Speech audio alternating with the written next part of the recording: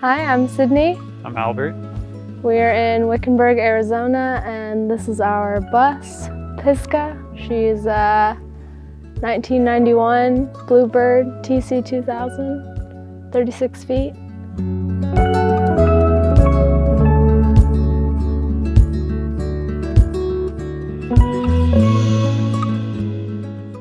Welcome to the inside of the bus. This is our kitchen. We went with this L-shaped bar design. We toyed with the idea of a dinette, but this gives us more of a flex space. We can sit on this side and use this as a work desk. We can sit on either side and face each other for dinner. It's been working out really well. All of this space underneath is usable. The back corner of this cabinet has our electrical system, trash, dishes and cookware, silverware, other kitchen items. So we have these stools.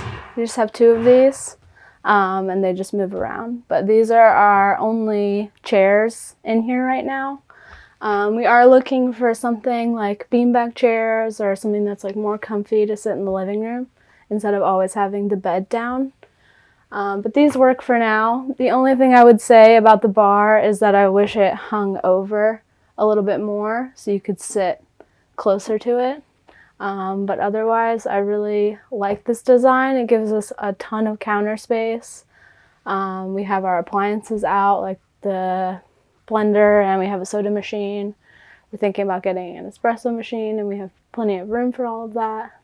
So we did the bus on a super tight budget. So we did 3/4 maple plywood and then just sanded and epoxied. So all of these countertops were only about $150 versus butcher block can be kind of pricey. So these definitely won't hold up forever, but they work out for now. So when we were building this bar, we really wanted to have bar lights like you would see in a house. We looked for a long time to find ones that would work, but we ultimately ended up just making our own. These are just iron pipe fittings, and we found these from other pendant lights and rewired them. So these are DC powered lights. It's really nice. The shelf piping is actually just PVC painted black. So it's really lightweight, but it's still strong. So the sink, we pulled it out of an old farmhouse, and I love the size. I love the huge sink. It gives us like so much room to do the dishes, and we can leave the dishes in one side of it if we don't feel like doing every single dish at night. It's great. And we have enough counter space that we don't really have to worry about how much space it takes up.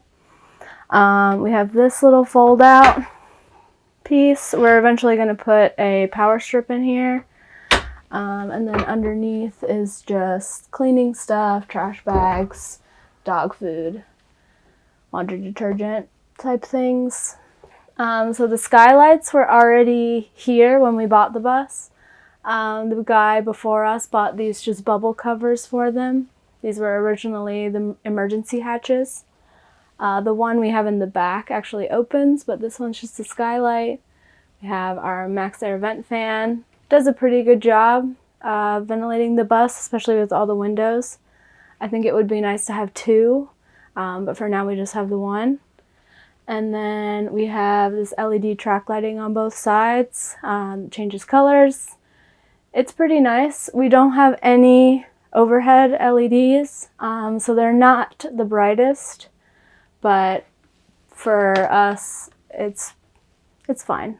So this is a 7 cubic foot fridge. It's like an apartment size. It's a 110, so it does use some power, but there's tons of storage. We lived in a Sprinter for 10 months, and we just had a 1 cubic foot freezer, and this is way nicer.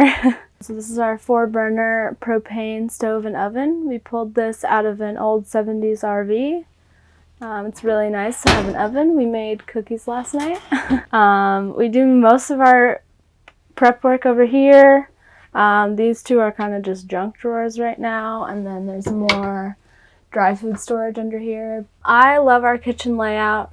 It's really nice. There's enough room in this area so that both of us can cook. We can use this prep area, we can use that as a prep area, we can do dishes while someone else is cooking, and then the fridge is easily accessible to everybody.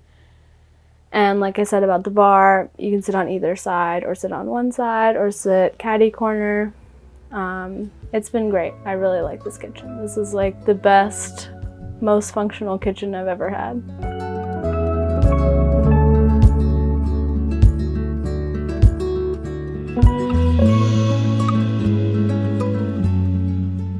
So Sydney and I actually met in school at the College of Charleston. We decided pretty early on, like I think, what was it, junior year of college, that we wanted to do van life. So we graduated college, we got jobs, saved up some money, started building out a van, traveled in a van for a while, decided it was too small, and went back and built out a school bus. And now we're here. So we were just watching a lot of YouTube when we first met, and we stumbled across like Trenton Alley and Eamon and Beck, and we started watching their videos, and we were paying like $1,400 a month in rent for our studio apartment. So we have always had an interest in traveling, and it just all came together. So when we left in the van, our main driver for that was skiing. So we spent almost our entire last winter in Utah and Colorado, and it was a low roof Sprinter, so he could not stand up all the way, and it was really crammed with two of us in there basically all the time. Like, the coffee shops were closed because of COVID, so we were getting a little bit cabin fever in our Sprinter. I think that we looked at like a lot of variety of vehicles. We definitely weren't into the RV thing. We wanted to build our own thing. We wanted to have our own aesthetic.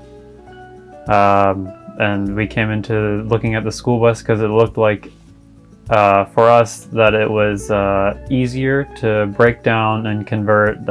Angles are square, things like that. The bus itself was cheaper than the van. Yeah, the bus was cheaper than the van. Honestly, I think our conversion overall was cheaper than the van build. And we have twice the amount of space.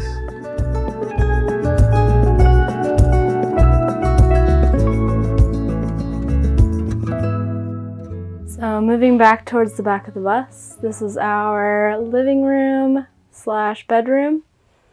We have a queen-size Murphy bed. It's a really simple construction. It's just a 2x4 box with a 3/4 inch piece of plywood on the bottom. We got these adjustable legs to compensate for the tilt of the bus a little bit. And then it just has two side pieces which it hinges on at the bottom. We actually made our own hinges. They're just a piece of flat bar steel welded onto some rebar. It is pretty heavy. They do make hydraulic hinges to help put it up and down, but for now, since we made such simple hinges, it is pretty heavy. So we use this chest for our bed pillows. We also keep our laptops in there. We have a few other bigger filming stuff that goes in the bottom of that. This is actually a really cool, like, 100-year-old sea chest that my grandmother gave us. So we try to take really good care of it. Then we have our cubic mini wood stoves. This is the smallest size that they make. It actually heats the space really efficiently. It's a little bit messy, but otherwise the ambiance of it is totally worth it. They do make one bigger size, which I think we would probably have gone with if we had been able to test it first. Because this one does take about an hour and a half to heat up the whole space. But we're out here in Arizona, so it's pretty warm. We built this little custom fabricated steel plate for the bottom so we could store extra wood under there. We've been using it pretty regularly the last couple weeks. It's been kind of cold here.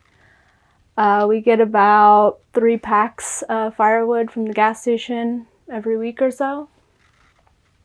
And we usually keep it running for about 4 or 5 hours at night. And it is cold in the morning when we get up, but it does a good job.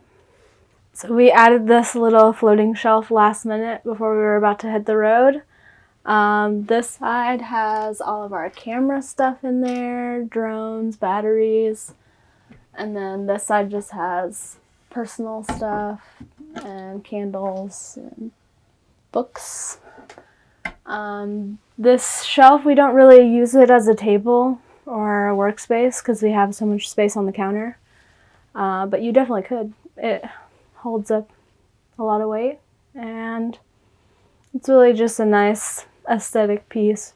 With the bathroom, we decided to just do like this big open wet room design. The shower is basically just like a concrete base with like the rubber mat lining. And then we use the rubberized paint for the walls with a feather finished concrete over top everything to make it look nice and white. We've talked about even getting some like tiling work done on the bottom floor or the bottom of it to make it look a little bit nicer or whatever. So we have 100 gallons of water, of fresh water, and then we have 65 gallons of gray water. We don't have a black water. We just have a cassette toilet instead. And I wouldn't change anything about that. That's probably a lot of water. Most people don't go with 100 gallons. And our ability to be off-grid, if we're conservative, we can be off-grid for like 2 weeks. So the skylight is the old emergency exit. It's just framed out with a 2x4 and then painted with an exterior paint, so it's nice and waterproof. This is different than the front skylight because it actually opens up. And above us will be our soon-to-be deck, and it's right in the middle of it. So you're able to crawl out, essentially, if you wanted to the top of the deck from inside the bus. It's also nice because you can crack it, and then it helps vent some of the steam from the shower and stuff like that. So this is our cassette toilet. It's good. It gets the job done. We definitely want to upgrade to like a composting toilet or something like that, but for the budget that we were on, this was easy, simple, and cheap. It sits right on top of the wheel well. On the other side actually is where the wood stove is on top of the wheel well, so it's kind of divided there by the wall. It gets pretty toasty on the wall there. On the back side of the closet here, we just have all of our shoes, just like on your normal like kind of Walmart slider shoe rack. No issues with that, doesn't fall down at all. And then we just have our closet, which we will probably upgrade at some point. It's just made out of scrap pine board that we had at the end of the build. On this side, we have all of Sydney's stuff, and then all on this side is all my stuff. So hanging rack, shorts and pants and stuff, and then shirts and stuff down below. So on this side of the bathroom, we have like our vanity. We actually thrifted both the sink and the cabinet box. I think we got the sink from like Habitat for Humanity. We found the cabinet box from a really nice lady on Facebook Marketplace. And it actually fit perfectly in this corner, which is nice. And then it opens up to all of our bathroom stuff underneath, first aid kits and shampoos and hair oils and things like that. The sink faucet is gold to match the shower head. And then we have also thrifted this outdoor exterior light. And then I turned it into a DC powered light. And then in here we have our mirror and then some more bathroom storage.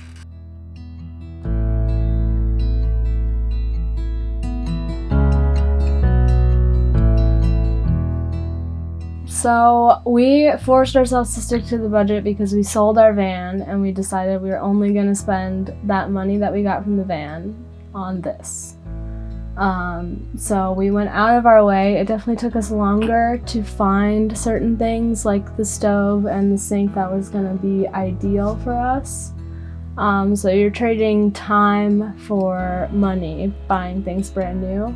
But I really enjoy the process of thrifting. I like looking for unique pieces and putting them all together. So that's kind of just like, you know, if you're not the kind of person that you like going out and like looking for something, versus just finding something that you know is going to work the first time and buying it brand new. Looking for like reclaimed wood is a really good way to save money. We were building during the lumber crisis too, so we actually thrifted some lumber, and that was hard. And there's always things you can find at Habitat for Humanity, like drawer pulls and hinges and stuff that are going to be cheaper than you can get them at Lowe's. You might have to compromise and get things that are mismatched or, you know, stuff like that. But if you're fine with that, you can save a lot of money that way. Mm-hmm. So right now we have a few different ways. We have an Etsy shop. We have website, social media, that kind of thing. But when we were in the van, we did Uber Eats. We did TaskRabbit, which is like a handyman service, helping people move. So we made money here and there in bigger cities doing that in the van. But we were only able to do that because of the size of our van. It was a small van with a low roof. I think if you have a huge rig, it's going to be harder to do stuff like that. Yeah.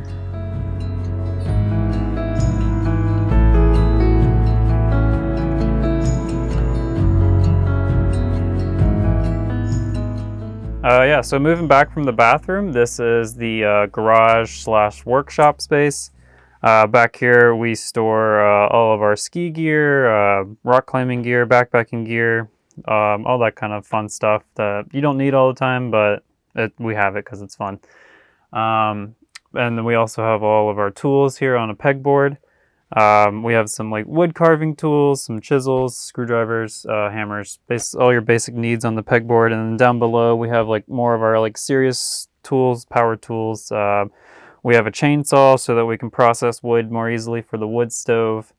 And then welders and things like that we had to buy for the build. So moving to the outside space out here in the back of the bus, we have our ladder going up to our soon-to-be roof deck. For this project, I actually taught myself how to weld. I've never touched a welder before doing the school bus at all.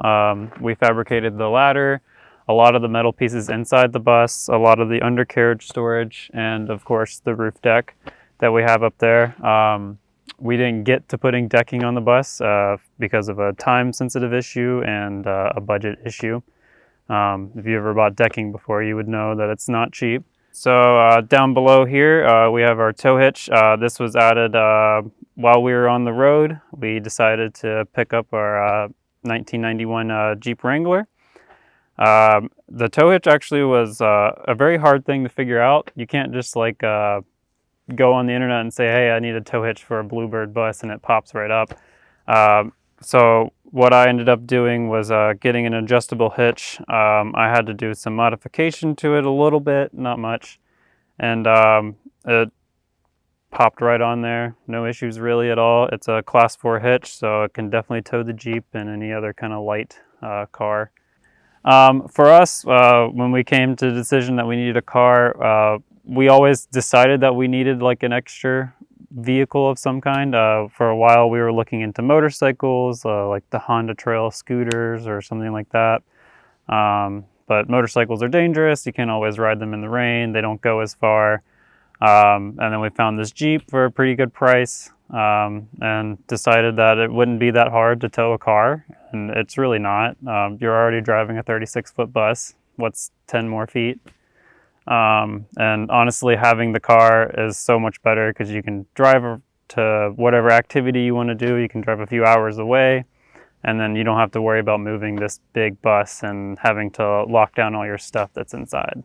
When we were designing the bus, we decided to go with some undercarriage storage, just mainly for the water tank, which is on this side here. Storing 100 gallons of water is a pretty difficult task when it comes to it, because it comes out to be like 1,000 pounds. So we made this box out of angle iron, pretty thick stuff, like 1/8 inch, and then we just bolted it to the bottom of the bus. Going into our solar system, we do have lithium batteries. We have two 200 amp SOK batteries, and then down here we also mounted our DC to DC charger, so like an alternator charger essentially. And then up above in our cabinetry is where we decided to put all of our inverters and solar charge controllers and things like that.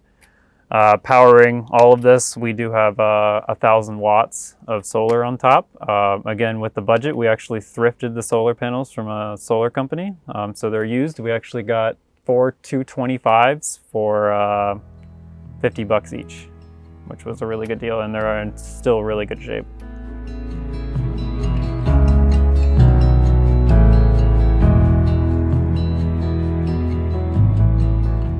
Definitely living this lifestyle isn't easy.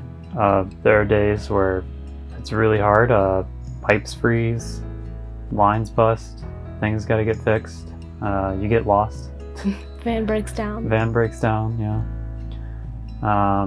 But, you know, being able to be anywhere at any point or being free, essentially, is worth it. Yeah. And not being tied to a lease or a mortgage, and you can really make your money go a lot farther. Yeah.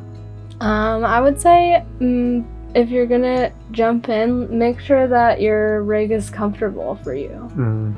Don't cheap out on the low roof because it's easier, because ultimately if you're living in it full time, you're not going to be comfortable. And that's going to be the biggest thing. If you're not comfortable in your home, then you're not going to enjoy it as much. Yeah. But if you are one of those people that doesn't care about that kind of stuff and you can just sleep on an air mattress in the back of your Subaru, you know, that's fine then too. You can do that. Yeah. We personally were not comfortable without certain amenities in the van, especially the roof space. But that's really like personal preference. Thanks for watching. Thanks for seeing our bus. We're Sydney and Albert on all channels, Instagram, YouTube, Facebook. All the links will be down below.